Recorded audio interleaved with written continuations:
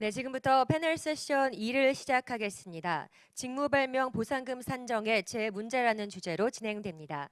좌장에는 LG전자 류주성 책임께서 맡아주시겠습니다. 토론은 김은진 삼성전자 변호사님, 남문기 법무법인 유한태평양 변호사님, 정차호 성균관대학교 교수님, 김일규 특허청 산업재산활용과장님, 윤선희 한양대학교 교수님, 이지영 특법법원 판사님께서 참여해 주시겠습니다. 네, 책임님께서는 진행 부탁드리겠습니다. 대한민국 지식재산인 여러분 반갑습니다.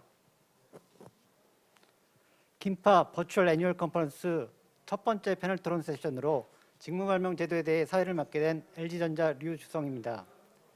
우리나라 발명진흥법 제1조의 목적을 보면 발명의 신속하고 효율적인 권리화와 사업화를 촉진함으로써 산업기술 경쟁력을 높이고 나아가 국민경제 발전에 이바지함을 목적으로 한다고 기술되어 있습니다. 대부분의 기업에서는 법의 취지에 따라 직무발명 제도를 두고 있는데 몇 년 사이 직무발명과 관련된 크고 작은 분쟁으로 많은 어려움을 호소하는 기업이 늘고 있습니다. 이러한 흐름에 발맞추어 긴파에서는 올 한 해 회원사의 적극적인 참여로 태스크포스 팀을 운영하여 직무발명에 대한 다양한 이슈를 진단하고 이에 대한 개선 방안을 논의하였습니다. 이 결과는 잠시 뒤에 소개해드리겠으며 오늘은 우리나라 각계에서 직무발명과 관련된 최고의 전문가분들을 패널로 모시고 직무발명에 대한 이슈와 바람직한 미래 방향에 대해 논의하는 귀중한 시간을 갖고자 합니다. 오늘 패널로는 왼쪽부터 삼성전자 김은진 변호사님, 성균관대학교 정차호 교수님, 특허법원 이지영 판사님, 특허청 산업재산활용과 김일규 과장님, 법무법인 태평양 남문기 변호사님, 한양대학교 윤선희 교수님께서는 원격으로 참여하고 계십니다. 그러면 먼저 삼성전자 김은진 변호사께서 긴파 직무발명 태스크포스 팀이 지난 1년여간에 걸쳐 진행한 직무발명 보상제도 분석 및 대응 방안에 대해 설명드리는 것으로 패널 토론을 시작하겠습니다. 김은진 변호사님 부탁드립니다. 안녕하세요. 삼성전자 김은진 변호사입니다. 올해 1월부터 진행되어 온 긴파 직무발명 TF의 연구 결과를 말씀드리겠습니다. 우선 직무발명 TF가 구성된 배경 및 진행 경과에 대해서 소개를 드리고요. TF가 1년 동안 진행한 우리나라 직무발명 보상제도의 문제점을 살펴본 다음 그에 대한 대응 방안을 말씀드리겠습니다. 우선 생소하신 분들을 위해 직무발명의 개념과 보상제도의 기본 원리를 간략히 설명드리겠습니다. 직무발명이란 종업원이 본인의 직무상 발명한 것으로 성질상 회사의 업무 범위에 속하는 것입니다. 우리 특허법은 발명자주의를 택하고 있어서 직무발명에 대한 특허받을 권리는 원시적으로 발명자인 종업원이 갖습니다. 그럼 종업원을 고용하고 월급을 준 회사는 어떤 권리를 가질까요? 회사는 원칙적으로 무상의 통상실시권을 가지게 됩니다. 그리고 종업원으로부터 직무발명을 승계할 수 있는데 이 승계 시에 회사는 종업원에게 정당한 보상을 해주어야 합니다. 정당한 보상에 대한 규정은 발명진흥법에서 정하고 있습니다. 그런데 문제는 이 발명진흥법 규정이 정당한 보상에 대한 기준을 단 2가지, 그것도 매우 추상적으로 사용자의 이익과 종업원의 공헌도로 정하고 있다는 것입니다. 특히 최근 들어 보상 관련 분쟁 건수 자체가 증가하고 보상 액수도 과거보다 증액되는 추세입니다. 게다가 몇몇 중소로펌들을 중심으로 퇴직자들의 보상 소송이 기획소송화되고 있는 경향도 볼 수 있습니다. 이와 같이 보상 관련 법적 분쟁이 점증함에 따라 긴파에서는 협회 차원에서 회원사들의 애로사항을 모아보고 합리적인 대안을 모색하고자 올해 1월에 직무발명 TF를 구성했습니다. TF는 기업 규모와 사업 영역에 따라서 다양한 8개 회사들이 참여했습니다. 내부적으로는 3개의 소위원회로 나누어 국내 제도 및 판례의 문제점을 분석했고요. 개별 기업이 참고할 수 있는 실질보상의 예시도 한번 마련해 보았고 관련해서 해외 법제, 특히 일본의 최근 15년도 법 개정을 참고한 제도 개선 방향도 논의했습니다. 그리고 최근에는 회원사들에 대한 설문조사를 실시해서 그 결과를 분석하는 등의 연구를 수행했습니다. 지금까지 정기회의만 15차례 진행됐고 수차례 임시회의를 개최해서 그 어떤 프로젝트보다 긴밀한 협의하에 논의가 진행되었습니다. 참고로 그 결과물은 곧 보고서 형태로 출간될 예정입니다.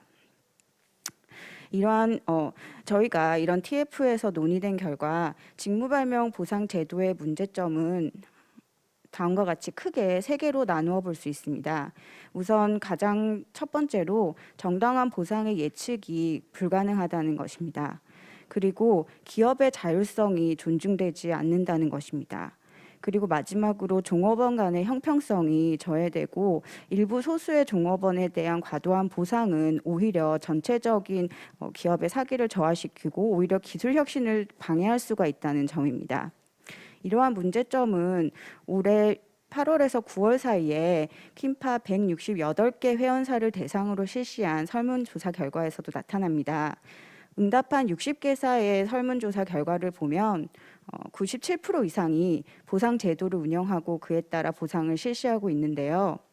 그중에서 가장 애로사항은 법에 따른 절차적 정당성을 확보하기가 매우 복잡하고 어렵다는 점, 그리고 보상금 산정이 굉장히 어렵고 그 예측 가능성이 굉장히 어렵기 때문에 대기업의 경우에는 이 많은 특허를 보유하고 다수의 종업원이 종사하고 있다 보니까 소송 리스크가 굉장히 크게 노출되고 있습니다. 그리고 중소 중견 기업의 경우에는 현실적으로 소송 리스크 자체는 적지만 이 법령의 모호함으로 보상 제도를 마련하고 운영하는 것 자체가 부담이어서 차라리 소송이 발생하면 그에 대해서 대응하는 것이 낫다고 판단하시는 경우도 있었습니다. 이와 같이 저희가 앞으로 TF에서 분석한 제도와 판례의 문제점을 살펴보고 문제점의 해결을 위한 방안을 모색을 해보겠는데요.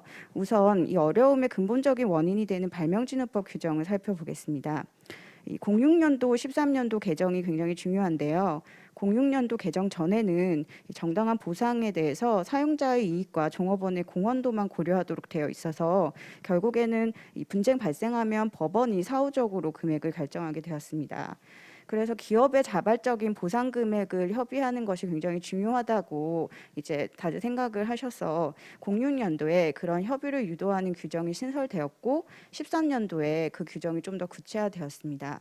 13년도 규정을 살펴보면 정당한 보상을 규정을 일단 작성을 하고 문서로 종업원에게 그것을 통지하는 상황, 그리고 보상 규정을 이제 작성할 때 이게 불리한 변경이 되면 종업원의 과반수를 동의를 받는 그런 상황, 그리고 구체적인 보상 시 그 내용들을 종업원에게 문서로 통지하는 상황, 이런 상황들이 절차적으로 정당하다면 정당한 보상으로 간주해야 된다는 규정이 이제 유지하게 되었습니다. 그런데 여전히 단서 규정이 존재하고 있어서 결국에는 보상 금액 자체가 정당하지 않다면은 그 최종적인 결정권을 법원이 갖는 구조가 유지되고 있습니다. 그렇다면 판례에서는 법원에서는 보상금을 어떻게 산정을 하는지 살펴보겠습니다. 우선 가장 중요한 것은 이 직무발명으로 인한 사용자의 이익을 산정하는 것인데요. 대부분 이 직무발명과 관련된 제품의 매출액을 기초로 해서 거기에 가상시시효율, 독점적 기여율이라는 요소들을 고려하고 그로 인해서 사용자의 이익액을 산정한 다음에 이 발명의 완성과 활용에 있어서 사용자와 발명자가 어느 정도 각각 고려를 했는지를 발명자 공헌도라는 요소로 고려를 합니다. 그리고 공동 발명의 경우에는 각 발명자들 개인의 기여도를 고려를 해서 개개의 발명자들의 보상의 몫을 산정하고 있습니다. 그래서 저희가 12년도 이후에 선별된 60건의 판례를 한번 분석을 해보았는데 여기서 저희의 가장 어려움은 그 앞에서 살펴본 산정 공식의 변수가 그 관련돼서 법원의 재량적 판단 여지가 굉장히 많았다는 것입니다. 그래서 과연 사전에 정당한 보상 금액을 어떻게 판단해야 되는지가 굉장히 모호하고 예측 가능성이 없다는 점이 어려움으로 지금 다가오고 있습니다. 사용자의 이익의 의미를 한번 살펴보면요. 앞서 말씀드렸듯이 기업은 무상의 통상실시권을 가지고 있기 때문에 그걸 초과하는 독점 배타적 이익이 보상의 대상이 됩니다. 이런 독점 배타적 이익이 발생하는지 여부는 기업이 대상 특허를 실시하는지 또 대체 기술이 존재하는지 무효 사유가 있는지 등을 여러 가지 사정을 종합적으로 고려해서 판단을 하게 됩니다. 그 사용자 이익액의 판단 시기는 법상으로는 사용자가 얻을 이익이라고 규정을 하고 있기 때문에 직무 발명을 완성해서 회사가 승계하는 시점에서 과연 장래에 얼마만큼의 수익이 발생할 것인지를 예상해서 산정하도록 되어 있습니다. 그런데 이제 나중에 분쟁이 발생했을 때는 법원에서 사후적으로 이미 발생한 매출액을 베이스로 판단을 하시게 됩니다. 이때의 문제점은 그 법원에서는 사실 해당 기술이나 사업 분야에 있어서 좀 무척 많은 판단을 하시긴 하지만 비전문적이라는 부분이 좀 어려움이 있고요. 그리고 이 보상제도 자체가 회사 내부의 급여나 인센티브 정책과 유사하기 때문에 이 제3자가 개입을 할수록 오히려 분쟁 가능성이 증가한다는 점이 문제점으로 생각됩니다. 그래서 저희 생각에는 종업원이 완성한 발명이 갖는 가치를 승계 시점에서 기업이 자율적으로 평가해서 보상을 지급하고 그 보상 금액이 현저한 불균형이 있는 경우에 한해서 법원에서 사후적으로 개입을 하시는 것이 바람직하지 않을까 하고 생각을 했습니다. 이 산정 범위는 결국에는 매출액을 기준으로 지금까지 발생한 매출액과 그리고 특허 존속 기간이 남아 있다면 만료 시까지 추정되는 예상 매출액이 기초가 됩니다. 그리고 입증 책임은 보상금을 청구하는 원고가 원칙적으로 가지고 있고요. 따라서 원고 측이 이 독점 배타적 이익이 있는지에 대해서 구체적인 사실관계를 입증하지 못한다면 원칙적으로는 청구 기각을 할 필요성이 있지 않을까 하고 생각됩니다. 그러면 여러 가지 직무 발명의 활용 국면의 경우에 사용자 이익액을 어떻게 산정하는지를 살펴보겠습니다. 우선 첫 번째 국면으로 이 직무 발명을 기업이 혼자서만 실시하는 경우, 자기 실시만 하는 경우입니다. 이런 경우는 앞서 살펴보았듯이 매출액을 기반으로 실시효율과 독점적 기여율 요소를 고려해서 사용자 이익액을 산정합니다. 그 외에는 복잡 제품의 경우에 직무 발명 기여도라는 요소를 고려하기도 합니다. 우선 가상 실시효율이라는 요소를 살펴보면 판례 분석 결과 이 사안별로 실시효율 편차가 굉장히 컸습니다. 그래서 기준 제시가 어려웠고요. 그리고 판례 상당수에서는 이 산업별 평균 실시효율을 즐겨 사용하셨는데 특히 특허청에서 발간한 그 개정 직무발명 보상제도 해설 및 편람의 산업 분야별 평균 실시효율 자료를 즐겨 사용하셨는데 이 실시효율의 문제는 데이터 자체가 굉장히 오래되고 또 특허뿐만 아니라 상표나 저작권 등 여러 가지 좀 광범위한 분야의 데이터를 다 압축을 해놨기 때문에 모호하다는 점에 있어서 좀 갱신이 필요하고 이것보다는 좀 산업계 현실을 반영한 실시효율을 좀 찾을 필요가 있지 않을까 싶습니다. 그래서 적어도 이 개별 실시 계약이 존재하는 사례의 경우에는 그 실시율을 좀 구체적으로 감안해 주시면 좋을 것 같고 그러한 구체적인 주장 근거가 없는 경우에 한해서 평균 실시효율을 제한적으로 적용함이 바람직하지 않을까 싶습니다. 그리고 최근 판례의 경향 역시도 어떤 구체적인 사례가 있는 경우에는 그 평균 실시효율을 감안하더라도 적정성을 고려하려는 노력을 하고 계신 것으로 보입니다. 그 다음으로 독점 기여율을 살펴보면요. 이 독점 기여율이란 요소는 무상의 통상 실시권을 초과하는 범위를 어떻게 걸러낼 것인지 하는 의미입니다. 그런데 판례에서는 역시 이 독점 기여율의 편차가 굉장히 심합니다. 그래서 기준 제시가 역시 어렵고 결국적으로는 그 정당한 보상금을 사전 예측 가능성 하기가 굉장히 어려워집니다. 이 독점 기여율 산정할 때는 그 몇 가지 요소를 어떻게 나열하신 다음에 어떤 적당한 요율을 책정을 하시는 실무로도 보이는데요. 그렇기 때문에 이제 이 예측 가능한 기준을 굉장히 어렵기만 기초적인 그 기준을 좀 제시를 해주시면 기업에서 보상금을 산정하는 데 도움이 많이 될 것으로 생각됩니다.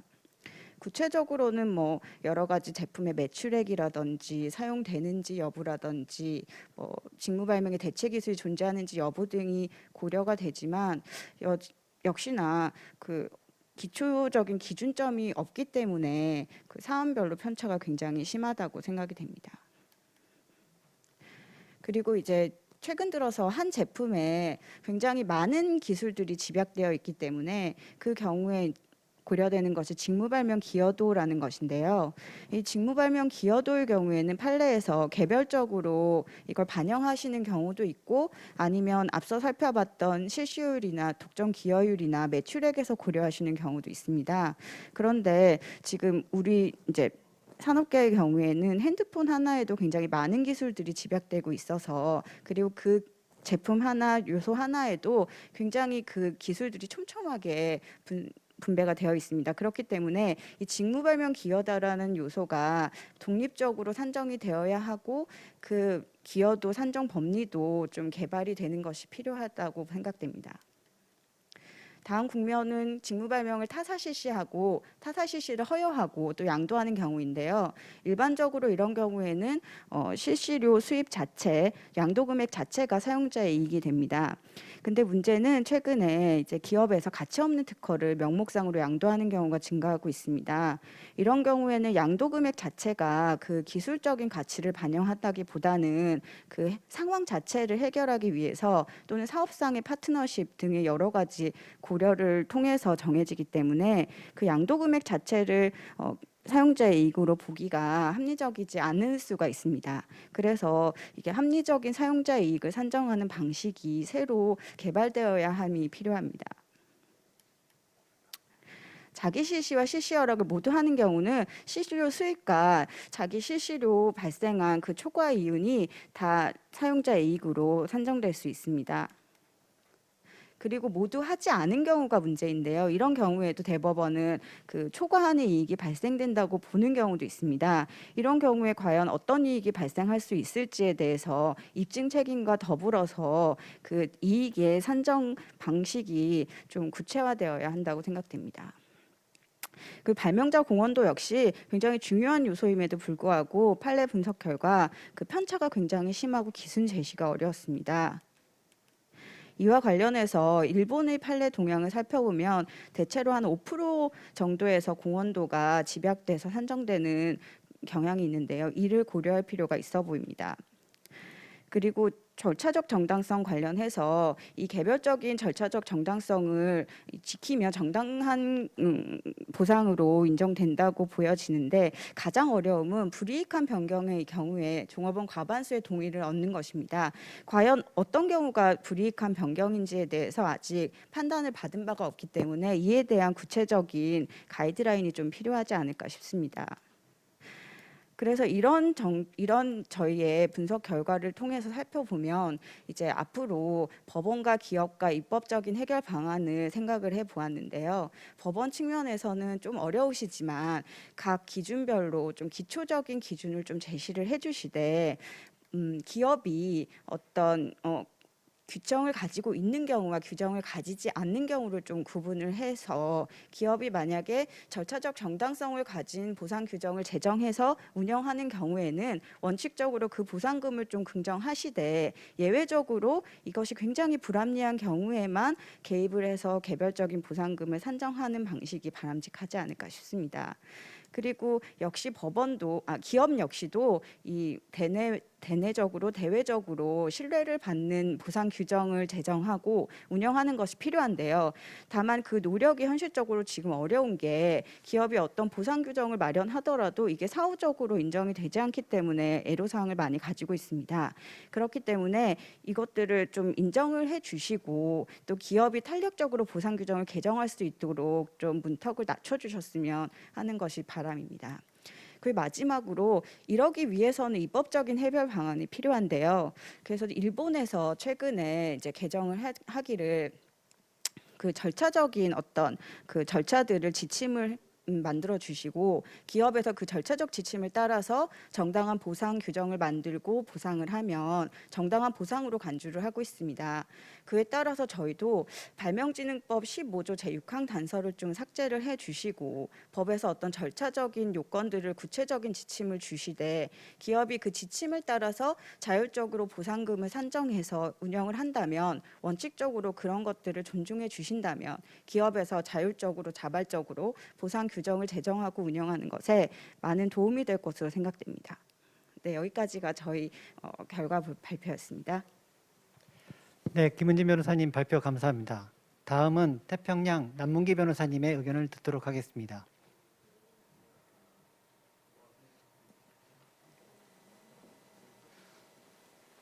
예, 안녕하세요. 저는 방금 소개받은 법무법인 태평양의 변호사 남문기입니다. 저는 직무발명 분야 관련해서는 주로 기업들을 대리해서 직무발명 보상금 소송을 이제 대리를 한다거나 혹은 내부에서 그 기업 내부의 직무발명 보상 규정을 개정하는 프로젝트에 대해서 뭐 자문을 한다든지 하는 이런 역할 업무들을 주로 수행을 해왔습니다. 주로 이제 대기업이나 중견기업을 대상으로 해서 그런 직무발명 관련 소송 대리 혹은 자문 업무를 수행을 해왔는데요. 그런 업무를 수행해온 경험을 바탕으로 해서 제가 평소에 한번 직무발명 보상제도에 대해서 느꼈던 점들에 대해서 주로 이제 예측 가능성을 중심으로 해서 한번 말씀을 드리도록 하겠습니다. 아까 김은진 변호사님 발표에서도 이제 예측 가능성의 문제를 많이 강조를 해주셨는데요. 저희가 이제 소송을 수행함에 있어서도 예컨대 판결 결과가 어떻게 예측이 되느냐라는 점에 대해서 이제 회사에서는 굉장히 관심을 많이 갖게 되시는데요. 그런 점에 있어서 예측을 하기가 상당히 어렵다라는 점을 많이 겪고 있습니다. 이런 문제는 뭐 여러 가지 요인이 있을 수가 있겠지만 기본적으로는 직무발명 보상금 산정 방식 그 자체에서 기인하는 측면이 상당히 크다라고 생각이 되는데요. 일단은 아까 발표에서도 들으셨지만 일단 기본적으로 발명진흥법에서는 보상금 산정에 있어서 사용자의 이익 그리고 발명자의 공헌도를 고려를 하도록 하고 있고요. 근데 다만 이게 너무 추상적이다 보니까 판례를 통해서는 특히 뭐 예컨대 사용자 이익에 관련해서 뭐 예를 들어서 가장 많이 소송이 발생하는 자기 실시 보상 같은 경우에는 매출액에 이제 가상의 실시료율이라는 개념을 곱하고 그 다음에 다시 독점권 기여율을 곱하고 이렇게 또 경우에 따라서는 직무발명 기여도라는 팩터를 곱해서 이제 산정을 하게 됩니다. 그런데 이제 문제는 이런 가상 실시료율 혹은 독점권 기여율 혹은 발명자 공헌도라는 그런 수치들이 이제 결정이 됨에 있어서 굉장히 크게 어떤 차이가 편차가 많이 발생하는 것을 많이 경험을 하게 됩니다. 이제 법원 판례에서 인정이 될 때 굉장히 낮게 인정되는 경우하고 높게 인정되는 경우에 각각의 팩터들에 있어서 편차가 굉장히 크기 때문에 이 사건에서는 과연 어느 정도가 인정될 것이냐라는 점에 대해서 이제 소송 대리인으로서도 사실은 쉽게 예측하기 어려운 측면들이 있고요. 그리고 또 이런 계산 항목들이 아까 뭐 추상적이라고 말씀드렸지만 또 법원에 의해서 확립된 어떤 계산 방식에서는 굉장히 많은 항목들이 계산이 돼서 그게 다 곱하기 이런 식으로 돼서 최종적으로 보상 금액이 산정이 되게 되는데요. 그렇게 되기 때문에 예컨대 하나의 항목에서 뭐 예를 들어서 말씀드리면 가상 실시율을 뭐 1%로 인정한다 혹은 2%로 인정한다. 그거는 사실 뭐 크게 차이가 안 나는 것으로 느껴질 수도 있지만 그런 것들이 각 요소별로 크게 차이가 나다 보면은 결국은 그거를 다 곱하는 식으로 산정이 되기 때문에 결국은 최종 금액은 굉장히 크게 많이 차이가 나게 되는 그런 상황이 발생하기 때문에 그런 점에 있어서도 예측하기가 상당히 쉽지 않은 그런 측면이 많이 겪게 되는 것 같습니다. 그래서 저희가 소송을 수행함에 있어서 예컨대 소송 뭐 수임 단계라든지 혹은 소송을 수행하면서 이제 변론 종결 즈음되는 단계에서 회사 쪽에서는 판결 결과라든지 그런 것들이 어느 정도가 될 것 같냐라는 의견을 저희한테 요청을 하시는 경우들이 상당히 많이 있는데요. 그럴 때 사실은 저희로서도 예측치를 아주 정확하게 말씀드리기 어려운 경우들이 많이 있습니다. 사실 소송 수행하다가 보면은 이제 직무 발명자 쪽에서 주장하는 각 요소의 수치들 그리고 그게 뭐 상한이 될 수가 있겠고요.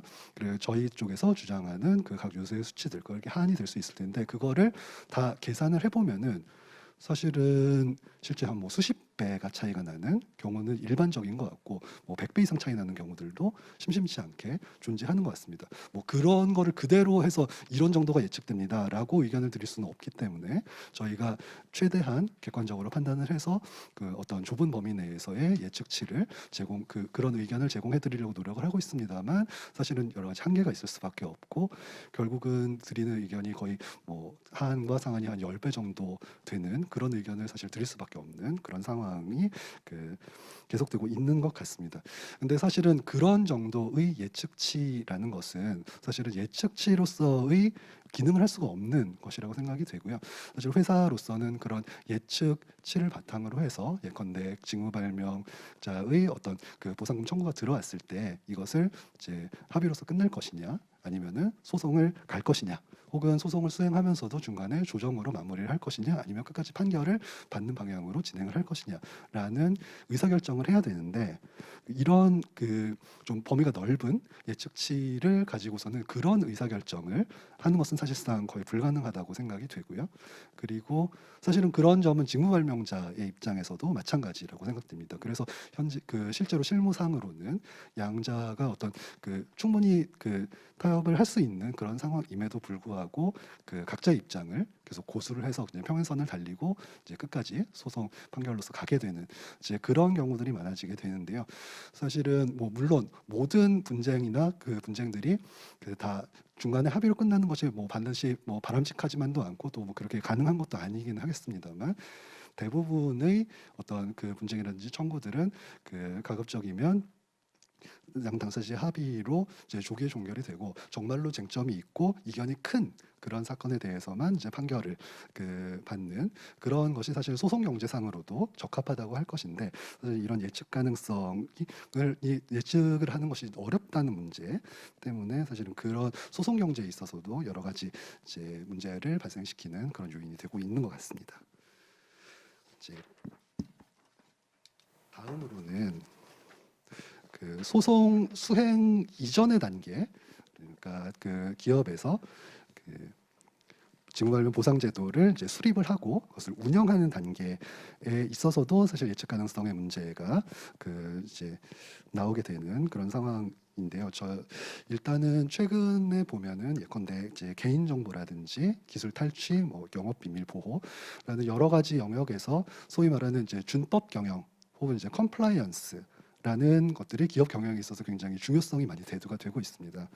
결국은 이런 그 법령상의 여러 가지 제도들을 그 기업 경영을 함에 있어서 충실하게 이제 준수를 하고 뭐 이렇게 하는 것들을 이제 내부 절차를 마련해 두고 그 수행 그 프로세스를 마련해 두고 이거를 실시를 하는 그런 거로서 대비한다라는 차원인데요. 그 직무발명 보상 제도도 사실 이런 이제 컴플라이언스의 차원에서 접근을 하고 있는 것이 최근에는 보통인 것 같습니다. 특히나 2013년도에 그 발명진흥법 개정에 즈음해서 그 다수의 기업들이 그 내부 보상 제도를 이제 정비하는 그런 업무를 수행을 하였고요. 저도 사실은 여러 기업들이 그런 프로젝트를 진행하시는데 이제 자문을 제공하고 이렇게 했는데, 그런 경험상으로 보면은 사실은 그 각 회사들에서 그 자신의 회사의 실정에 맞는 그런 최적의 보상 기준을 도출해내고, 또 그러면서도 그 직무 발명자 분들한테 그 적정한 보상을 제공할 수 있는 방안이 무엇일지 굉장히 많이 그 고민을 하시고 또 최선의 방안을 이제 도출하기 위해서 노력을 하시는 모습을 많이 봤는데요.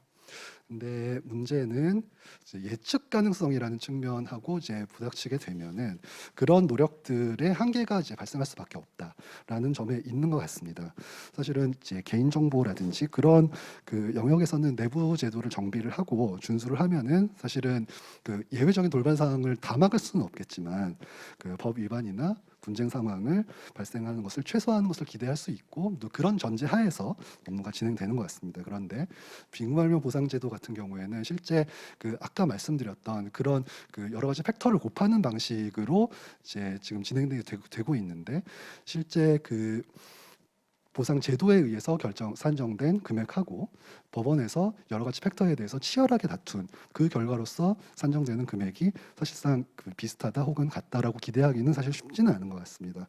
이제 그런 측면에서 여러 가지 그 예측 가능성, 이 제도를 시행을 하면 소송이 줄어들 수 있느냐, 혹은 소송이 발생했을 때 잘 대응을 할 수 있느냐라는 것은 의문이 제기될 수밖에 없고요.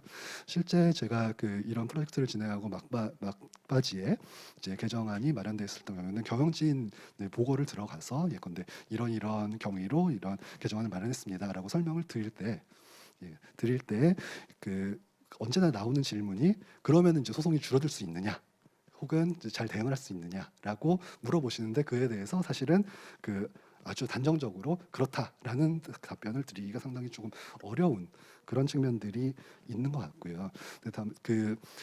그런 차원에서 사실은 이제 그 아까도 말씀드렸습니다만 여러 가지 소송 경제라든지 그런 것들을 고려를 할 때 사실 그 대부분의 사건들이 그 사내의 직무발명 제도를 적극적으로 잘 합리적으로 운영을 함으로써 해결이 될 수 있는 그런 방향으로 이제 제도가 개선이 되는 것이 바람직하다고 생각이 되고, 그런 여러 가지 사례들로는 이제 발명진흥법상의 이제 간주 규정을 적극적으로 법원에서 적용을 해주신다거나 혹은 입법상으로 구체적인 가이드라인을 제시를 해주신다거나 뭐 이런 방법을 고려할 수 있겠는데, 뭐 이런 계기를 통해서 이제 법원을 비롯해서 특허청이나 학계, 산업계 등 그 여러 가지 지혜를 모아서 최적의 방안을 도출할 수 있는 낼 수 있는 계기가 되었으면 하는 바람을 말씀드리면서 제 토론 마치도록 하겠습니다.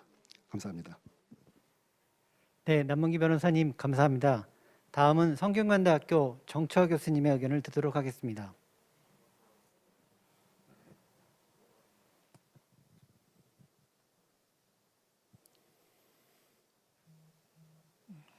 네, 안녕하십니까. 성균관대학교 정차호 교수입니다.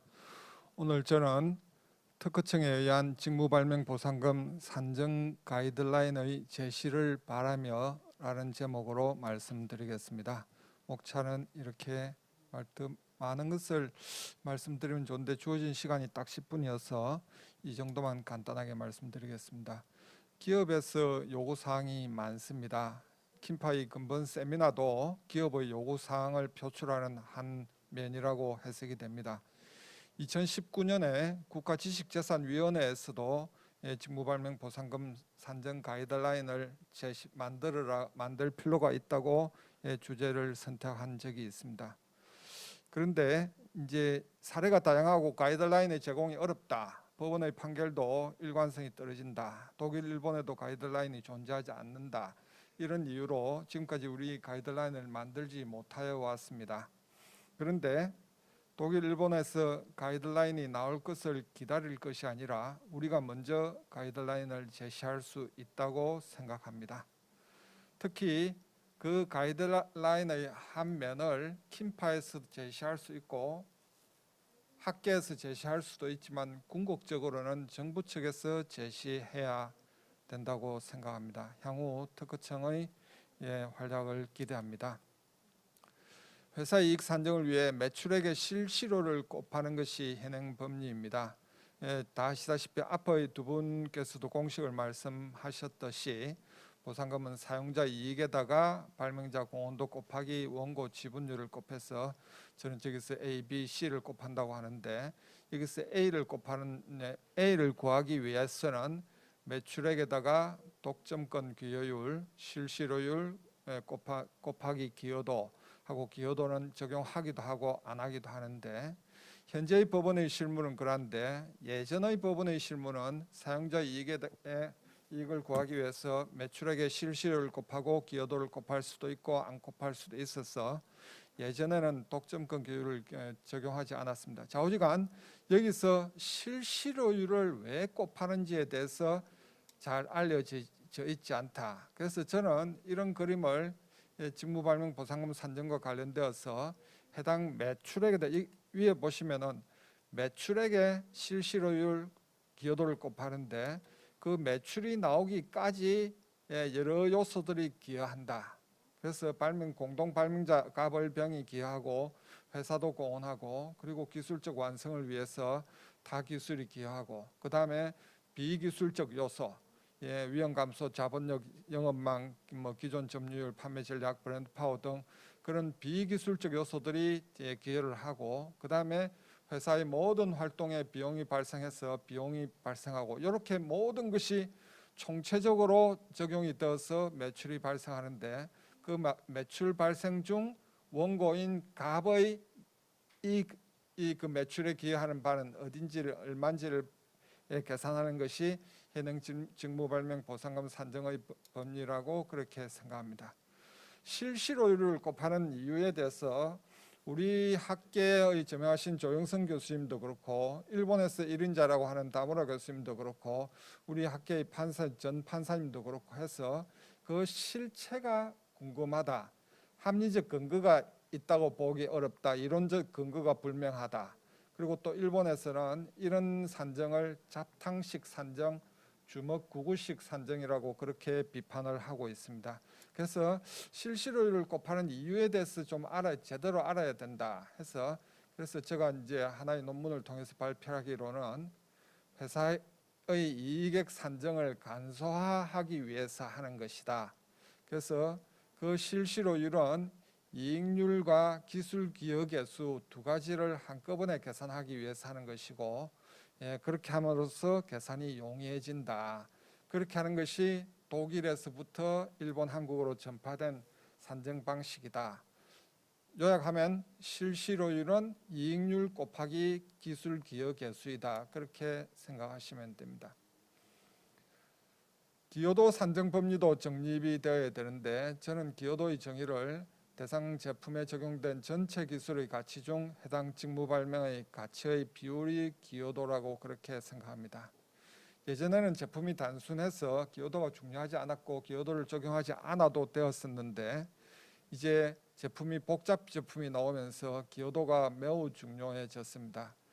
기여도를 제대로 적용하지 않으면 회사는 이익의 모두를 직무 발명자에게 다 주어야 하는 그런 사태가 발생할 수도 있습니다. 기여도 산정의 법리와 관련해서 기존 판례를 쭉 보시면 여러 가지 분류로 나누어집니다. 기여도를 아예 적용하지 않은 사례도 있고 기여도를 실시료율에서 반영한 사례도 있고 기여도를 독점금 기여율에서도 반영하고 실시료율에서도 반영한 사례도 있고 기여도 요소를 실시료율 산정 시 고려하고 또 별도로 기여도를 산정한 사례도 있고 기여도 요소를 독점금 기여율 및 실시료율 산정에서 고려하고 또 별도로 기여도를 적용한 사례도 있고 여러 가지 사례가 있어서 기여도 산정의 법리의 일관성 논리가 부족하다 생각이 되고요. 기여도 산정의 문제점은 기여도만을 정상적으로 산정한 사례가 없는 정도이다. 기여도 요소를 독점금 기여율 및 실시료율에서 중복 적용되는 사례가 발견된다. 복잡 제품에서 기여도가 1% 이하가 되어야 할 사안에서 기여도가 충분히 반영되지 못하는 사례가 발견된다. 이렇게 생각이 되고요. 그래서 저는 기여도 산정 법리를 정립을 해야 되고 그래서 저희 하나의 안은 기여도를 다른 것과 섞어서 산정하면은 소위 말하는 일본에서 비판하는 잡탕식 산정을 하게 되면은 어느 게 어느 건지가 구분이 잘 되지 않는다. 그래서 별도로 산정해야 된다. 그렇게 생각이 되고요. 하향식 탑다운 산정 방식의 적용을 원칙으로 해야 한다. 직무 발명에서 기여도를 제대로 적용하지 않으면 보상금 과적의 문제가 발생한다. 그래서 과적의 문제를 해결하기 위해서 하향식 방식이 적당하다. 그렇게 해봤고요. 복잡 제품에서 부품을 기준으로 기여도를 산정하는 방법에서 부품 가격을 기준으로 상향 및 하향 요소를 반영한다. 단순 제품에서는 전체 제품을 기준으로 기여도를 산정할 수 있다. 그렇게 보았습니다. 또 발명자 공헌도 산정에서도 문제가 있는데 발명자 공헌도는 직무 발명은 회사와 종업원 발명자의 협력의 산물이라는 전제 아래 발명의 창출까지 발명자가 협력한 정도를 발명자의 공헌도로 보아야 합니다. 근데 발명자 공헌도를 측정한 우리나라 판결을 검토했더니 공헌도가 50%에서부터 1%까지 분포하는 34개의 판결을 보았고 평균은 22.6%, 중앙값은 20% 정도 되었습니다. 근데 문제는 판결이 발명의 창출 후의 사정을 고려한 요소가 많다. 발명의 창출 후의 사정을 고려하지 않은 판결도 제법 많다. 그렇게 되어서 혼재되어 있습니다.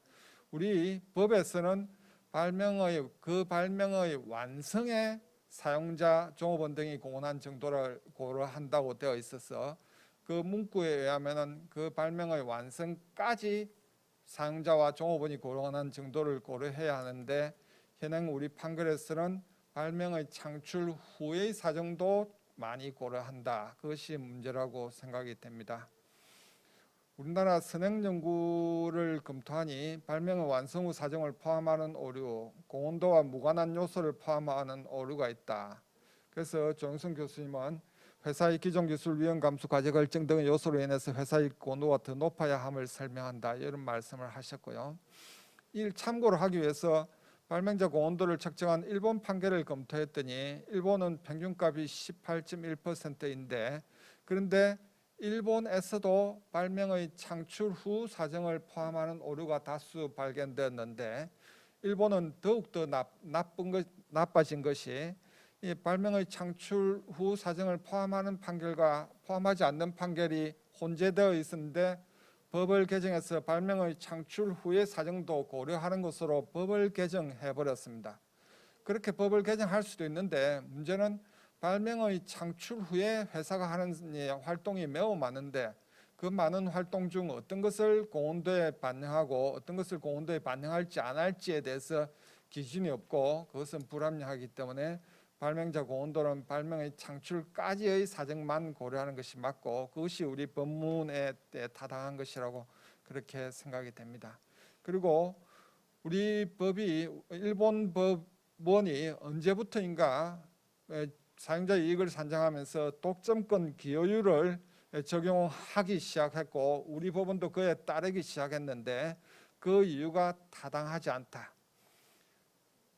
우리 직무발명 보상금 산정 법리가 처음 출발된 독일에서는 이런 독점권 기여율이라는 법리를 전혀 사용하지 않고 있다. 예전 우리 법원이 이 또 독점권 기여율을 사용하지 않았다. 그리고 논리적으로도 타당하지 않다. 그래서 차제의 독점권 기여율이라는 용어나 이것의 적용은 배제되어야 한다고 그렇게 주장하고 가까운 시기에 논문으로서 그런 내용을 발표하고자 합니다.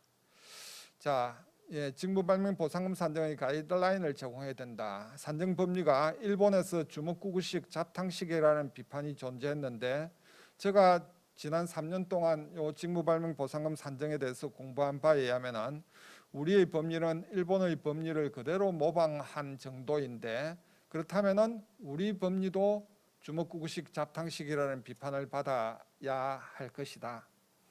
해결되어야 할 정점이 참 많다. 그 중에서도 중요한 것은 다시 정리하면은 고온도는 발명의 창출까지의 사정만 고려할 것인지 창출 후의 사정도 고려할 것인지 매출액의 이익률을 곱하지 않고 실실효율을 곱하는 이유는 무엇인지 기여도의 정의는 무엇인지 독점권 기여율을 적용하는 법리는 타당한 것인지 이것에 대해서 해결이 되어야 하고 이런 쟁점 하나하나의 해결보다도 더 나아가서 궁극적 해결은 이 보상금 산정 전체에 관한 가이드라인을 제시해야 한다. 직무발명 보상금 산정을 위한 규정을 발명진흥법에 신설해야 한다. 그리고 직무발명 보상금 조정위원회를 설치해서 사용자와 종업원이 법원에 가지 않고 조정위원회에서 조정으로 싸고 빨리 해결할 사건을 분쟁을 해결할 수 있도록 해야 한다. 그리고 이런 조정위원회는 독일에 이미 사례가 있으므로 배울 바가 있다 그렇게 생각이 됩니다. 이상입니다. 네, 정철 교수님 감사합니다. 다음은 특허청 산업재산활용과 김일규 과장님의 의견을 듣도록 하겠습니다. 네, 반갑습니다. 특허청 산업재산활용과 김일규 과장이라고 합니다. 저희 과에서는 이제 그 발명진흥법을 위시한 그 직무발명 관련 이제 법령을 관장하고 있고요. 그다음에 직무발명 제도를 활성화하기 위한 여러 정책적 사업들을 수행하고 있습니다. 지금 앞서 여러 발표자분들께서 제기해 주신 공통된 문제점이 이제 이게 아닌가 싶어요. 그 직무발명 보상에 있어서 보상금 정당한 보상금을 산정을 도대체 어떻게 해야 되느냐. 그 기준이 너무 모호하고 추상적이라서 예측 가능성이 떨어지고 그래서 그 기준을 만드는 데 있어서 정부나 법원에서 뭔가 좀 답을 줬으면 좋겠다. 우리 정차호 교수님께서는 발표 제목에서부터 첫 장에서부터 특허청이 산정 가이드라인 제시를 바라며 이렇게 해주실 정도로 좀 의견을 주셨는데요. 그 문제 의식에 대해서는 이제 저희 정부 차원에서도 좀 공감을 하고 있습니다. 사실 뭐 직무발명 그 제도를 실제로 그 접하고 이슈하는 대상이 이제 기업인 여러분뿐만 있는 게 아니고 사실 대학이나 이제 공공연구기관 같은 경우에서도 똑같이 적용을 받고 있는데요. 이제 대학이나 공공연구기관 이제 소속 연구자들도 이제 관련된 문제 제기를 하고 계시기도 하고, 저희 또 그 국민신문고를 통해서 또 뭐 민원 제기도 하시고 해서 저희들도 이제 거기 문제 제기들은 이제 충분히 이해를 하고 있고요. 그래서 오늘 제가 할당받은 시간을 통해서 최대한 조금 거기에 대한 조금 의견을 조금 드릴 수 있도록 하겠습니다. 그리고 이제 정부 차원에서 이제 제가 대표로 나왔으니까 우리 직무발명 제도의 이제 그 입법적 그 사안에 대해서 좀 위주로 해서 조금 말씀을 좀 드리겠습니다. 크게 저는 좀 말씀드릴 게 첫 번째로는 직무발명 제도의 그 연역적 요인을 우선 조금 말씀을 드리고요. 그리고 우리나라 직무발명 제도의 좀 기본 원칙 말씀드리면서 이번에 킴파에서 좀 제시해 주셨던 일본법과의 좀 비교를 좀 간략하게 좀 말씀을 드리고, 마지막으로는 이제 그 김원진 변호사님이 좀 말씀하셨고 한 그 킴파의 여러 좀 제기 사항에 대한 조금 의견을 좀 드리는 방향으로 하겠습니다. 네, 첫 번째 직무발명 제도는 사실 우리 이제 해방 후에 1946년도 특허법 제정 당시부터 그 피용자의 발명이라는 이름으로 최초 규정이 돼서 시작을 했고요. 그 이후에 이제 1994년도에 이제 발명진흥법이 제정되면서 이제 그 직무발명이라는 용어와 함께 그 종업원의 비밀 유지 의무 등등의 내용들이 이제 들어가게 됐습니다. 그 이후에 이제 특허법과 발명진흥법이 약간 그 공존해서 이제 직무발명 제도를 규정하다가 2006년도에 발명진흥법으로 이제 일원화가 됐고요. 그 발명진흥법 일원화된 이후에 2013년도에 아까 첫 발표에서 말씀 주셨듯이 한 차례 개정이 되게 됩니다. 이 개정하게 된 주된 이유가 오늘 좀 얘기됐던 부분 중에 하나인데요. 그 정당한 보상 여부 판단을 위한 구체적 절차가 조금 미비하다. 그리고 또 상대적으로 그 약자에 해당되는 그 종업원 등의 보상에 대한 협상력을 발휘하기 좀 어려운 현실이 있어서 종업원의 이익 보호를 좀 강화하기 위해서 방향으로 2013년에 발명진흥법이 개정이 되게 됩니다. 그리고 2017년에 직무발명 그 발명진흥법은 아닌데요. 그 제도에서 가장 큰 좀 변화인 그 소득세법이 개정이 되게 됩니다. 그래서 2017년에 그간에는 직무발명 보상금 과세가 이제 비과세였다가 300만 원까지 한도 가진 비과세로 이제 변화가 됐고요. 이 조항은 2년 이후인 작년이죠. 2019년도에 다시 한번 좀 개정이 돼서 현재는 다들 아시다시피 비과세 한도가 이제 500만 원까지로 살짝 높아져 있는 상황입니다. 그래도 이제 그 비과세 이전 예전에 비해서는 이제 굉장히 그 혜택이 조금 많이 줄어들어 있는 그런 형편이고요. 이런 과정을 거쳐서 우리나라가 채택하고 있는 직무발명 제도 원칙은 이렇습니다. 그 직무발명 제도는 그 원시적으로 발명자인 종업원이 이제 소유하는 발명자 제도를 저희가 특허법이 채택하고 있기 때문에 종업원이 원시적 발명권 소유자가 되고요.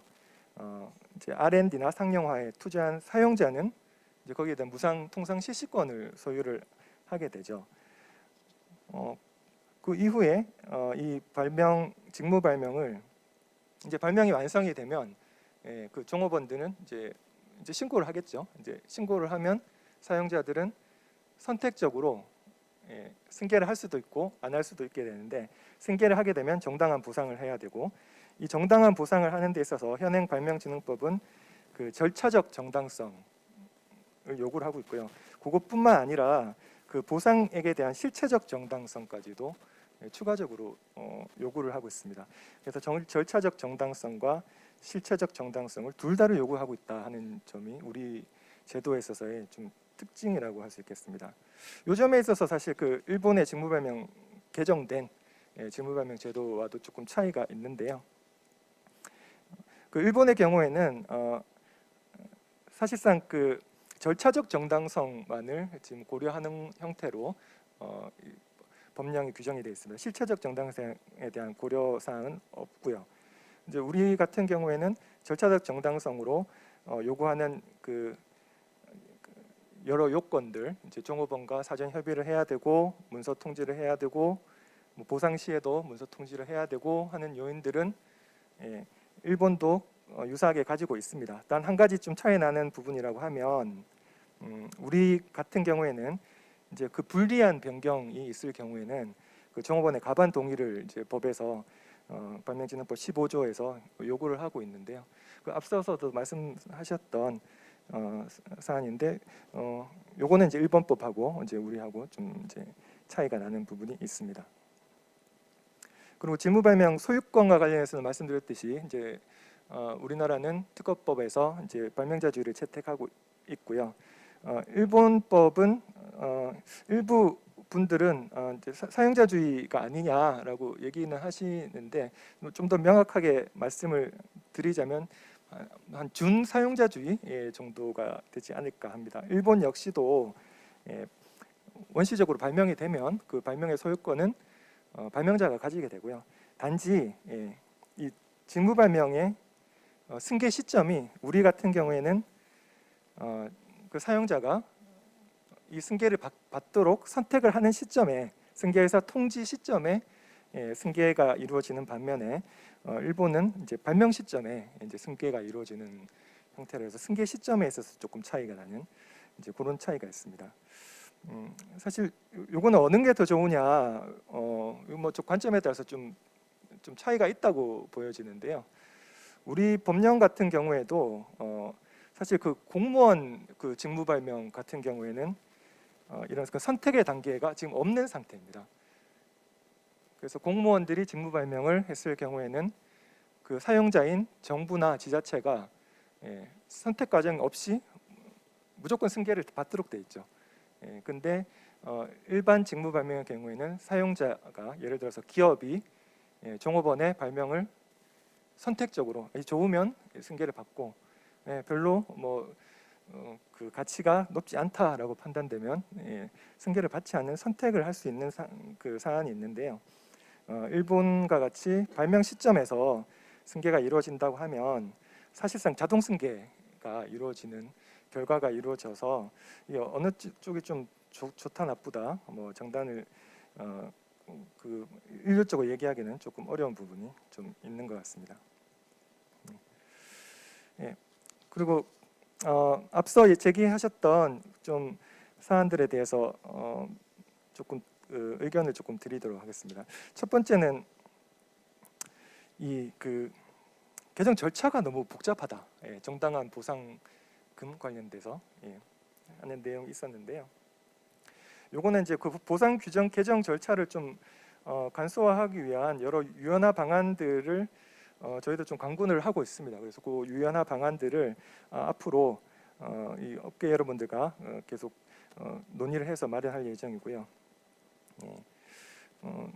두 번째는 그 첫 번째 가장 제일 먼저 했던 문제 제기시죠.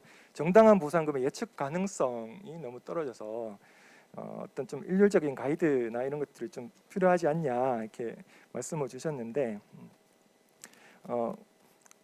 좀 저희가 그 큰 틀에서의 뭐 가이드 이렇게 바로 접근하는 것보다 하나씩 좀 접근을 할까 합니다.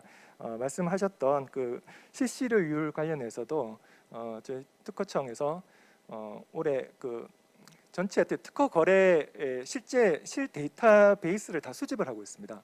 그래서 각 그 기술 분야별로 얼마 정도의 로열티를 받고 실제 거래가 이루어졌는지 그 사례들이 이제 저희가 특허청이 가지고 있는 DB들도 있지만 과기부가 가지고 있는 DB, 산업부가 가지고 있는 또 DB, 교육부가 가지고 있는 DB, 또 여러 다른 또 공공기관들이 가지고 있는 거래 데이터베이스들이 다 산재되어 있어서요.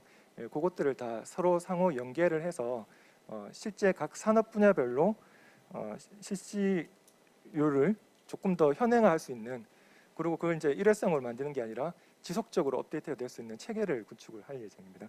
그런 각 요소별로 좀 어프로치를 해서 좀 그 이 보상금 산정 각 요소의 산정에 있어서의 약간의 좀 예측 가능성을 좀 높일 수 있는 그런 그 작업들을 할 예정이고요. 내년도부터 해서 저희 특허청에서 그 직무발명제도 개선위원회를 운영을 할 예정입니다. 그래서 그 여러 직무발명제도와 관련된 의견들을 일단 수렴하는 작업을 거칠 거고요. 지금 이 자리에 참석해 주셨던 하고 계신 그 각 전문가뿐만 아니라 그 킴파, 카우텀 아니 뭐 연구소 TA로 대학 TA로 또 대학 뭐 공대 학장 협의회나 이제 법원에 계신 여러 판사님들 의견까지도 다 수렴해서 이런 그 제도를 개선할 수 있는 방안을 좀 마련할 예정이니 좀 많이 참석을 해주시고 좋은 고견을 들려주셨으면 감사하겠습니다. 네, 이상 발표를 마치겠습니다. 김일규 과장님 감사합니다. 다음은 한양대학교 윤선희 교수님께서 줌을 통해서 의견을 전해드리도록 하겠습니다. 네, 안녕하세요. 방금 소개받은 한양대학교 로스쿨의 윤선입니다. 오늘 김문진 변호사님의 주제 발제를 잘 들었습니다. 그리고 먼저 토론해 주신 토론자들의 토론이 아니라 토론 발표도 잘 들었습니다. 토론자들의 보상금 산정 방식과 사용자의 이익 산정이라든가 발명자의 공헌도 산정 등에 대한 토론이 있어서 저는 직무발명제도의 근본적인 부분에 대해서만 간략하게 말씀드리도록 하겠습니다. 현재 많은 논의가 되고 있는 직무발명제도는 조금 전에 김일규 과장님께서 잠깐 언급하신 것 같은데요. 그럼부터 다시 한번 생각해야 할 때가 아닌가 생각합니다. 그래서 직무발명제도는 사용자와 종업원 간의 근로계약에서부터 출발이라 현 시점에서 직무발명제도에 대해서 다시 한번 생각하며 그리고 직무발명에 대한 인센티브는 직무발명을 한 종업원에게 급여 이외에 주는 특혜라는 것을 전제로 하고 있다고 저는 생각합니다. 그래서 사용자는 종업원 채용 시에 그 종업원에게 걸맞는 연봉과 신분으로 고용계약을 체결합니다. 이러한 사용자와 종업원 간의 고용계약에 의한 직무발명은 사인과 사인 간의 문제이기 때문에 정부가 지나치게 관여하는 것은 바람직하지 않다고 생각합니다. 그래서 정부가 지나치게 관여하면은 기업의 자율이 없어지고 경제 활성화가 이루어지지 않는다고 생각합니다. 예를 들면은 2013년 7월 30일 개정된 발명진흥법 제15조 4망은 사용자 등은 직무발명 보상 규정의 작성 또는 변경에 관하여 종업원 등과 협의하여야 하고 또 직무발명 보상 규정을 변경하는 경우에는 종업원의 과반수의 동의 없이는 변경할 수 없도록 한 조항은 기업 혁신을 방해하게 되므로 지나친 게 아닌가라는 생각을 해봅니다. 그때는 종업원 등이 완성한 발명이 갖는 가치를 아까도 그 주제 발제하신 김문진 변호사님께서 말씀하셨습니다만 승계 시점에서 평가하여 보상금을 지급하도록 하고 사용자와 종업원 사이에 현저한 불균형이 있는 경우에 한해서 법원이 사후적 개입이 바람직하지 않을까라는 생각을 해봅니다. 발제한 김문진 변호사님께서 말씀하신 것 같이 보상금 산정이 어려운데 보상금을 특허 출원시나 등록 시에 특허의 그 가치를 아까 정차우 교수님이나 김문기 변호사님께서 말씀하셨습니다만은 가치를 정확하게 예상하고 산정하는 것은 불가능에 가까운 게 아닌가, 정확하기는 어렵다는 생각을 해봅니다. 그다음에 아까 그 주제 발제하신 김문진 변호사께서도 말씀하셨습니다만은 기업들이 경영 전략으로서 그 특별한 대가 없이 그 부용 특허를 사업 전략상 양도하는 경우에 종업원, 특히 이제 문제가 된 건 전 종업원이 되겠죠. 입장에서는 사용자의 경영 전략을 잘 모르면서 다른 기업으로 양도한 것만으로 자신이 한 발명이 가치가 있다고 생각해서 소송을 제기하는 경우에 사용자의 이익 산정에 문제가 있지 않을까라는 생각을 해봅니다. 그래서 이런 그 이상 말씀드린 것 같이 주제 발제자가 발췌한 내용들을 종합적으로 검토해 보면은 우리나라도 아까 그 김일규 과장님께서 일본은 사용자주의가 아니고 준사용자주의다라는 말씀을 하셨는데 원래 일본도 사용자주의에서 발명자주의로 갔다가 다시 사용자주의로 전환하는 과정 중에 발명자주의 제도도 그대로 두고 사용자주의 제도도 지금 함께 운영하다 보니까 김일규 과장님께서 사용자주의가 아니고 준사용자주의라는 표현을 쓰신 것 같습니다. 그래서 우리도 이 현 시점에서 사용자주의로 전환도 한번 김일규 과장님께서 이제 앞으로 위원회를 구성해서 하신다고 하니까 이 부분도 좀 심각하게 검토해 볼 필요성이 있지 않나라는 생각이 들고요. 또 하나는 오늘 그 주제하고는 조금 빗나갑니다만은 직무 발명에 그 관한 보호에 관한 규정은 옛날 특허법 39조 40조와 같이 그 특허법의 규정하고 지능 육성에 관한 규정은 현행과 같이 발명진흥법에 두는 방식이 어떨까? 그것도 안 되면은 아까 정창훈 교수님께서 제안하신 직무발명보상조정위원회 설치라든가 이런 부분들을 고려하면은 그것도 어렵다면은 우리 현행법이 보호법인지 기능육성법인지 할인법인지 잘 구별이 안 가요.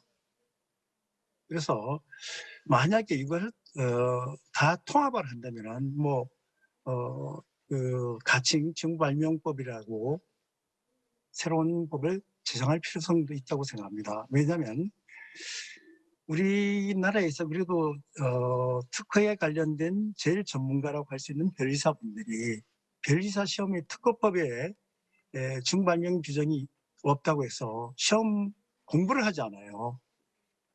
그래서 이분들이 나가서 업무를 할 때 현장에 가서 할 것이 아니라 교과서의 그 특허법에 관련 규정을 두어야만 지금 현행 수험생들이 공부하지 않을까. 그래서 만약에 시험에서 직무발명과 관련된 라이센스 통행시권과 관련해서 연결시켜서 시험이 나간다 하더라도 시험 범위 밖, 출제 범위 외에서 출제되었다고 이의 제기하고 있습니다. 그런 걸 생각하면 되게 중요한 영역임에도 불구하고 직무발명 규정을 발명진흥법에만 두고 있어서 변리사들이 제일 전문가라고 할 수 있는 변리사들이 이런 공부를 하지 않는 데 대해서도 문제가 많다고 생각합니다. 그래서 저는 이러한 근본적인 부분에서 이번을 계기로 해서 다시 한번 검토할 필요성이 있지 않나라는 생각을 해봅니다. 네, 제가 참여하지 못하고 중으로 참여해서 죄송합니다. 저희 토론 이상으로 마치도록 하겠습니다. 감사합니다. 네, 윤석희 교수님 말씀 감사합니다. 끝으로 특허법원 이지영 판사님의 의견을 듣도록 하겠습니다. 예, 반갑습니다. 특허법원 이지영 판사입니다. 특허법원은 2016년부터 관할 집중을 통하여 직무발명 보상금 사건의 항소심을 전담하게 되었습니다. 이에 오늘 업계와 학계에서 보내주신 귀한 의견들은 향후 직무발명 보상금 관련하여 재판 업무를 진행하는 데 큰 도움이 될 것이라고 생각을 합니다. 먼저 김은진 변호사님 발표 내용에 대해서 말씀을 드리자면 주된 내용이 이제 법원의 보상금 산정 방식에 상당히 조금 문제가 있다라는 취지였던 것 같습니다. 그래서 과연 우리 법원이 그동안 해온 판결에 어떠한 문제가 있는지를 제가 한번 짚어봐야 되겠다는 생각을 해봤습니다. 그래서 이번 기회를 통해서 그동안에 10년치 직무 발명 보상금 판결을 점검을 해보았습니다.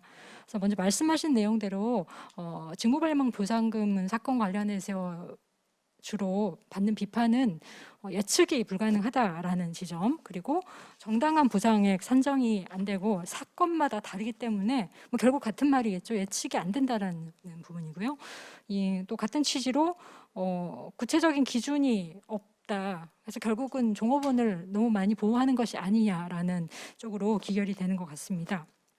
그래서 이에 대해서 그럼 그동안 10년 동안 우리 법원이 어떻게 판단을 해왔길래 이런 비판을 받는지, 그리고 이 비판이 정말 정당한 비판인지에 대해서 실증적으로 한번 연구를 해보기로 했습니다. 그래서 2011년부터 2020년까지 직무발명에 관해서 실제 판단을 했던 모든 판결을 검색을 했습니다. 봤더니 약 90건 정도가 확인이 되었고요.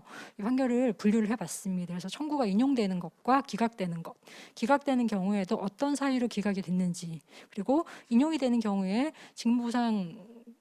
직무발명 보상금을 어떻게 산정을 했는지 한번 정리를 해봤습니다. 자세한 정리 내용은 뭐 조만간 저희가 내부 검토를 거쳐서 어떠한 형태로건 출간을 해서 여러분들께 제공을 할 예정입니다만, 오늘 발표에서는 김은진 변호사님의 발표에 맞춰서 제가 조사한 부분을 주로 말씀을 드리고자 합니다.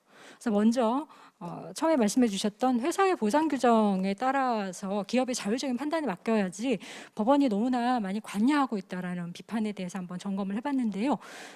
제가 킴파로부터 받았던 보고서 초안 10면과 관련되어 있는 내용입니다.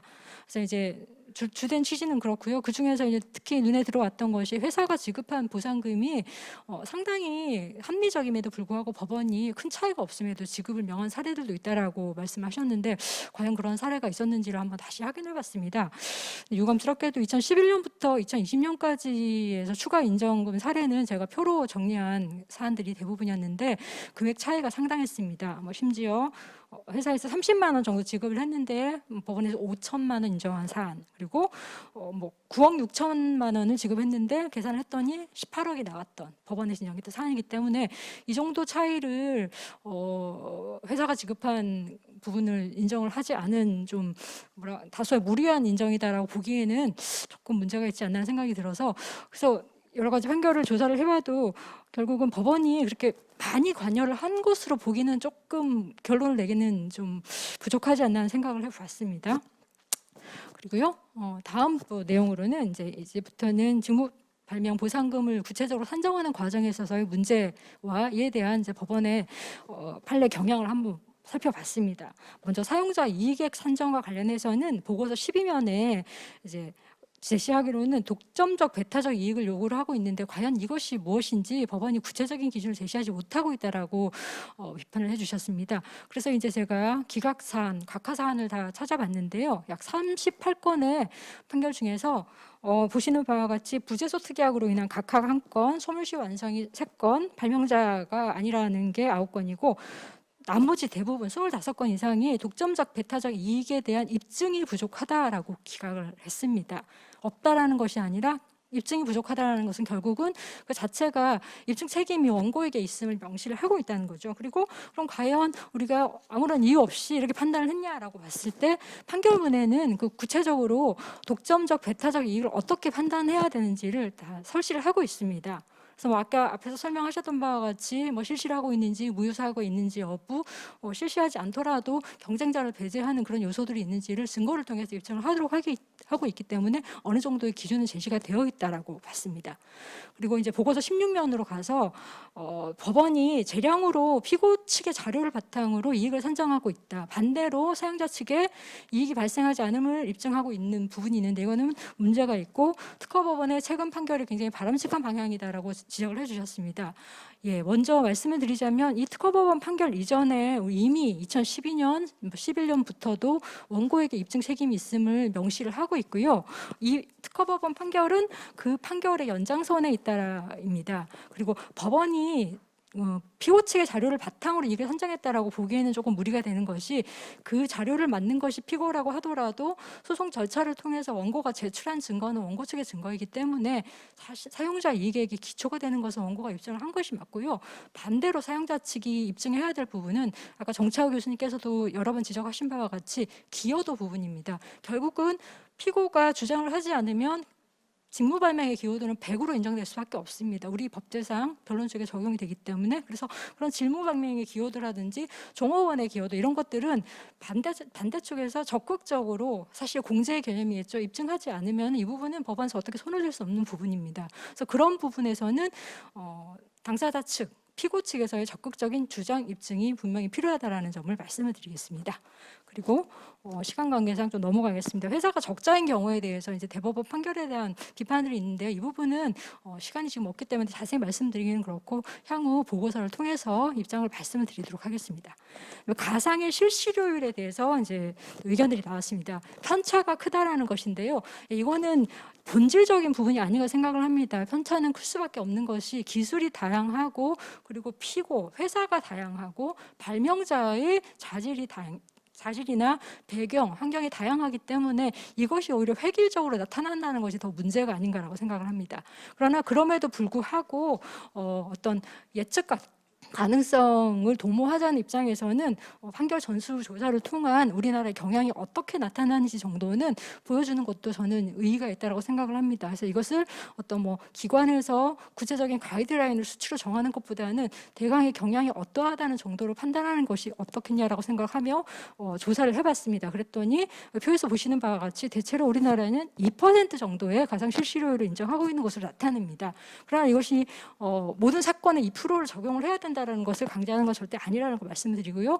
이와 관련해서 변호사님이 지적하셨던 것 중에서 조금 좀 말씀을 드리고 싶은 것은 산업별 실시료를 너무 참조를 많이 한다, 혹은 특허청의 어떤 실시료를 근거로 제시하는 사례들이 많다라는 건데, 그 판결을 자세히 읽어보시면 그것이 주된 산정 사료는 아닙니다. 그것들 여러 가지 요소 중에 하나로 제시되어 있을 뿐이고, 오히려 최근 판결에서는 그런 평균적인 실시료는 문제가 있기 때문에 실제로 실시료가 있는 경우에는 그 실시료를 하겠다라는 판결이 명시적으로 나와 있습니다. 그러나 다만 문제는 우리나라가 실제로 실시계약이 체결되는 경우가 많지 않기 때문에 이게 증거로 나오는 데는 한계가 있지 않나. 그래서 이제 그런 면에서 여러 가지 정황들이 간접 증거로 제출이 되고, 이를 통해서 법원이 재량으로 산정할 수밖에 없는 현실이 그렇다라는 점을 조금 말씀을 더 드리고 싶습니다.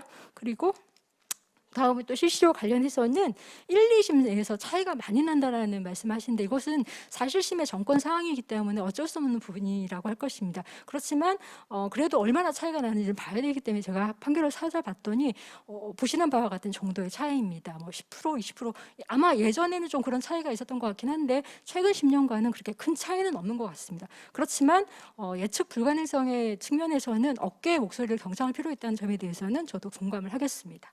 다음으로 독점권 기여율 부분인데요. 이 부분은 이것이 필요한지에 대해서 이 부분은 그 기본적인 그 원론에 대해서 제가 짚고 넘어가진 않겠습니다. 근데 역시 편차가 크다는 문제가 지적이 되고 있고, 구체적인 산정 근거를 밝히지 않는 문제라는 것인데, 이 과연 구체적인 산정 근거를 밝히는 것이 가능한 일인지, 그리고 수치를 제한을 하는 것이 가능한 일인지에 대해서는 근본적으로 좀 약간 저는 한계가 있다고 생각을 합니다. 그렇지만 마찬가지로 가이드를 제시하는 측면에서는 우리가 어느 정도의 통계적인 수치는 보여드리는 것도 필요하지 않나 생각을 하고요.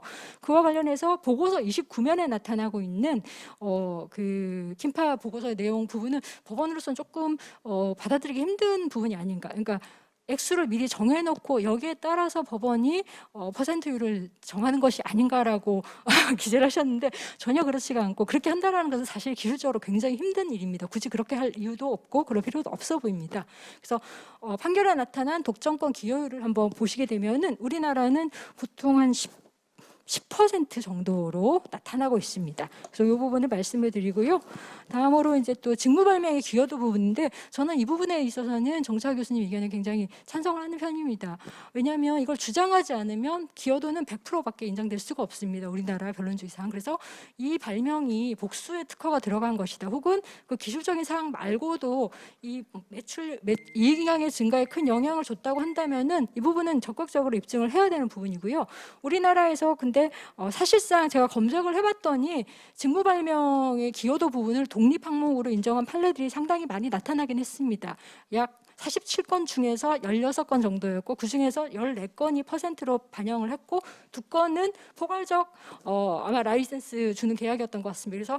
그래서 그 특허의 개수를 비율로 계산한 사안들이 있었습니다. 그래서 직무발명의 기여도는 적극적으로 주장할 사안이다라는 점을 다시 한번 말씀을 드리겠습니다. 마지막 요소 중에 하나는 발명자 공헌도인데요. 결국은 이것도 편차가 크다라는 것인데 이 중에서 하나 더 말씀드리자면 중소기업이 높게 산정되는 경향이 있다라고 하시면서 이제 보고서의 내용으로는 이게 아마도 대기업은 사용자 이익이 크지만 중소기업이 적기 때문에 역시 법원이 좀 종업원 보호 차원에서 이렇게 조정하는 것이 아닌가라고 지적을 하셨습니다. 그러나 법원 입장에서 볼 때는 이거는 역시 손해배상 산정 내지는 보상의 산정의 실무를 잘 이해하지 못하고 하시는 말씀이 아닌가 생각을 하고요. 그것보다는 중소기업은 개발 인프라가 부족하고 물적 인적 지원이 적기 때문에 반대로 상대적으로 발명자의 공헌도가 크게 나타날 수밖에 없다라는 점이 반영된 것 같습니다. 근데 이제 실증적으로 과연 그렇게 차이가 많이 나는가를 제가 또 조사를 해봤더니 전체 사건 중에서 보시게 되면 우리가 좀 유명하게 알려진 회사들을 다 찾아봤습니다. 근데 귀뚜라미 보일러나 이런 세라젬 같은 경우를 대기업으로 보고 계산했을 때도 대기업은 15%, 중소기업은 약 20% 정도에서 5% 정도의 차이가 나타났고요. 이 말씀드린 귀뚜라미나 세라젬을 중소기업으로 분류했을 때도 대기업과 중소기업의 평균치는 약 5% 정도밖에 나타나지 않아서 이 정도로 크다라고 할 수 있는지 유의성 있는 차이라고 할 수 있는지는 조금 의문인 것 같습니다. 그래서 전체적으로 본다면 결국은 이제 발명자 공헌도 부분에 있어서는 정 교수님께서 말씀하신 발명 이후에 활용 단계 고려 여부에 대해서 고려를 해야 된다는 것인데 저는 개인적으로는 고려를 해야 된다는 입장입니다. 왜냐하면 이것이 보상액 자체가 의제적인 개념이기 때문에 어차피 발명 당시에 이익을 추산할 수 없다면 이것이 제품화되었을 때 가치를 가지고 판단해야 되기 때문에 고려를 해야 된다고 봅니다만 이건 뭐 학자마다 의견이 다른 것이라서 결국은 입법적 해결 부분이 필요하다 생각을 합니다. 그리고 개발 실패에 대한 부담까지 고려해야 되냐 이 부분도 저는 찬성을 하진 않습니다. 왜냐하면 그 해당 발명이 준 이익을 가지고 산정을 하는 것이기 때문입니다만 여기에 대해서 여러 가지 의견이 있는 것 같습니다. 이런 여러 가지를 다 고만해서 법원이 어떤 노력을 해야 되느냐에 대해서 생각을 해본다면 맨 마지막 부분을 좀 고려해 주시면 좋을 것 같습니다. 기본적으로 민사소송이기 때문에 당사자의 주장 입증이 필요합니다. 그래서 이익을 주장하는 쪽이나 감액을 주장하는 쪽은 적극적으로 입증을 해주시고 전문가의 투입이 필요하다는 부분에 대해서는 당사자가 직접 회계 감정을 신청을 하거나 특허의 가치에 대해서겠죠. 전문가 증인을 신청한다든지 전문 심리위원 제도를 적극 활용을 해야 된다는 거 말씀드리고요. 그리고 학계에 부탁드리는 점은 비교법적 사례 연구를 좀 더 열심히 해주시면은 재판 업무에 도움이 될 것 같습니다. 마지막으로 법원은 이런 판례 경향들을 매년 조사하면 가장 좋겠지만 그렇지 않더라도 적어도 5년 주기로는 한 번씩 정리를 해서 우리가 실시효를 어떻게 반영을 하고 있는지를 업계에 알리는 것도 하나의 방책이 아닐까 생각하며 토론을 마무리하겠습니다. 감사합니다. 네, 이지영 판사님 상당히 많은 내용 잘 요약해 주셔서 감사합니다. 이상으로 킴파 패널 토론 첫 주제인 직무발명제도에 대해 각계 전문가의 생생한 의견을 들어보셨습니다. 귀중한 시간을 내셔서 패널 토론에 참여해 주신 전문가분들께 깊은 감사드립니다. 현재 우리나라는 코로나 2.5 단계로 많은 어려운 상황에 처해져 있습니다. 하지만 우리의 지식탐구 활동은 결코 여기서 멈출 수는 없습니다. 킴파에서는 2021년에도 직무발명제도에 대해 더 깊은 논의를 통해 우리나라 산업 발전에 기여할 수 있도록 협회 차원의 지속적인 노력을 기울일 예정입니다. 우리나라 지식재산인들의 많은 관심과 참여 부탁드리겠습니다. 이상으로 패널 토론을 마치겠습니다. 감사합니다. 네, 직무발명 보상금 선정의 제 문제라는 주제로 90분간의 패널 토론이 진행되었습니다. 네, 좌장을 맡아 수고해주신 류중선 책임님과 토론에 참여해주신 좋은 발표를 의견 나눠주신 6분께 감사의 말씀을 드립니다. 네, 다음 세션을 위해서 잠시 자리 정리를 하는 시간을 갖도록 하겠습니다. 장내 정리 후 엑스퍼트 세션, 전문가 세션으로 세 분의 발표가 이어지겠습니다. 네, 기다리시는 동안 후원 영상을 시청해 주시면 감사하겠습니다. 저희는 오후 4시 30분에 다시 찾아뵙겠습니다. 고맙습니다.